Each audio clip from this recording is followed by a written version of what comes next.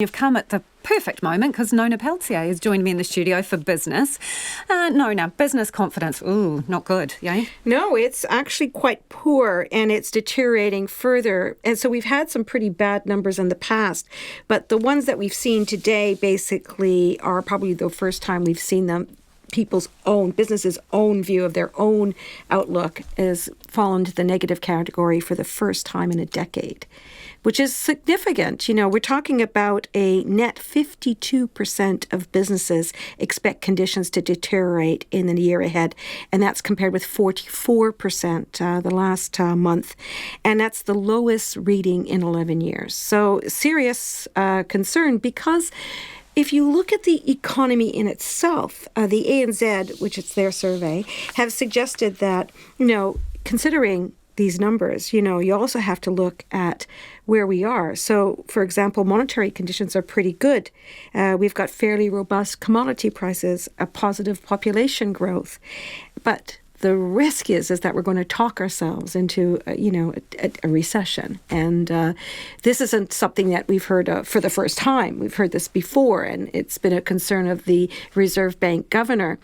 And one of the things that we did find today was that there was a visitor from San Francisco who's part of the Federal Reserve Bank. And her name is Mary Daly, and she was speaking to a group of, banker types, economists, and so on. It was an invitation-only event, although early on she did give a keynote address, which the media were allowed to attend.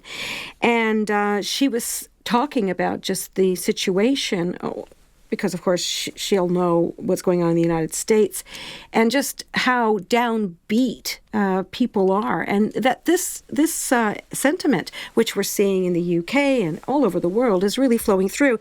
And she warns that monetary policy has its limits and that banks may have to work together with governments to improve the situation. And this is some of what she had to say.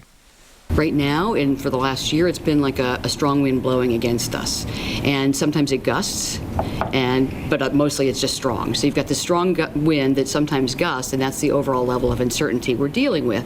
That uncertainty has had an impact on business investment. We've already seen it. It's had an impact on business confidence. We see that. And when I talk to my business contacts, which I do regularly and frequently, that's the number one thing they refer to, is the level of uncertainty that they have to deal with. Yeah, that's interesting, because what you're saying from that survey and what the bank is saying is that overall the economic indicators are solid or good, yet people are seeing the bucket as half empty, not half full. Not just half empty, draining quickly. And I think that's because of the, we've seen this in Asia again today. The rising, the intensifying of the global trade war between really China and the United States. And then what's happened in Britain with the proroguing of Parliament, suspending Parliament for 5 weeks. That doesn't instill confidence in anyone. People are feeling very unsure of the situation, of where things are going, the Brexit, no Brexit, that type of thing. So what happened today was our market was pretty stable in terms of the share market. We've had a lot of days, as I said yesterday, 7 days this month where we had a movement of 1%. Mm-hmm. Today was only 11 points, a very small movement to 10,580 points down. So, not that many down, 11 points down to 10,580. But our Kiwi dropped, and it dropped on the sentiment. So because, of course, this just fuels the monetary policy position, where will the Reserve Bank cut some more, possibly, because you're going to have to try and stimulate the economy to offset some of this really negative sentiment. 63.1 cents. What was it, 63.7 yesterday? Yeah, so it's a substantial drop. It dropped about a half a cent. And at 63 cents, it's pretty low.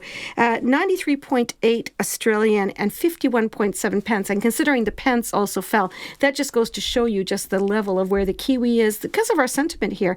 And yet, we talked to this guy from the S&P, he's a global economist, saying that, New Zealand is of all the countries that are exposed to this trade war, are probably going to do better than most. Thanks, Nona, with that cheery business update. That was Nona Peltier.